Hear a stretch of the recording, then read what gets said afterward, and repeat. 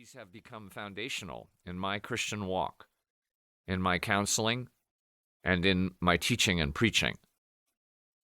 Finally, the spiritual exercises called me to a more physical discipleship and to a profound freedom with Christ. As I learned to pray with my imagination and my five senses, I discovered a deep desire to experience God's greater glory in this wonderful and broken world. A brief history of sacred listening. As I finished the spiritual exercises in the spring of 1985, I began to consider how I might adapt them for use by others who do not have access to a spiritual director. My director used a guidebook published by John A. Veltri, S.J., and based the meditations on a very literal translation of the spiritual exercises. My experience with these guides was excellent, and yet the material as written posed many problems as I considered giving the spiritual exercises to leaders in Protestant congregations. I began reworking and paraphrasing the spiritual exercises so that they could be used by Protestant Christians with minimal supervision from a trained spiritual director.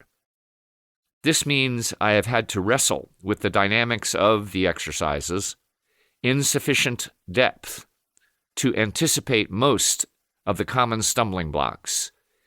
I have made many changes as I continue to listen and to train other listeners with encouraging results. I have had many collaborators, and it is only right to recognize them here. I field tested my first revision with congregational leaders at Sunrise Baptist Church in West Jordan, Utah, in the summer of 1985, stretching into spring of 1986. These 11 adults were patient with many problems, and I learned much from them and their struggles.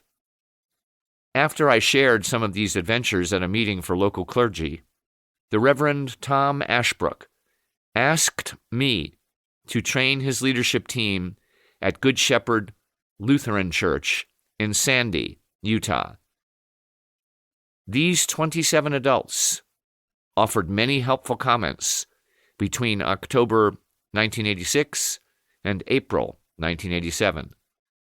A group of mental health workers heard about these adventurous Lutherans and asked me to guide them into contemplative prayer beginning in September 1987, stretching through April 1988.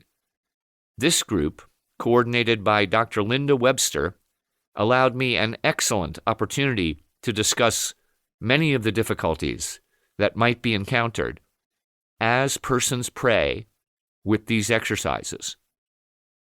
I used parts of our original Sacred Listening Manual in many of the classes I taught at the Utah Institute for Biblical Studies over the next decade. Tom Ashbrook and I self-published the manual in 1986 at Good Shepherd. I revised the manual again in 1990 and mailed it to many of the authorities I most respected. Several of these authors and spiritual directors offered suggestions and encouragement, prompting another revision in 1992. Tom had moved to a new congregation, and so this version was published by Our Savior's Lutheran Church in Lake Oswego, Oregon. Minor revisions occurred when we used the manual with various groups. For a graduate seminar on spiritual direction at Salt Lake Theological Seminary in 1999, for undergraduate courses on Christian discipleship at Marquette University in 2001 and 2002, with two more large groups at Good Shepherd Lutheran Church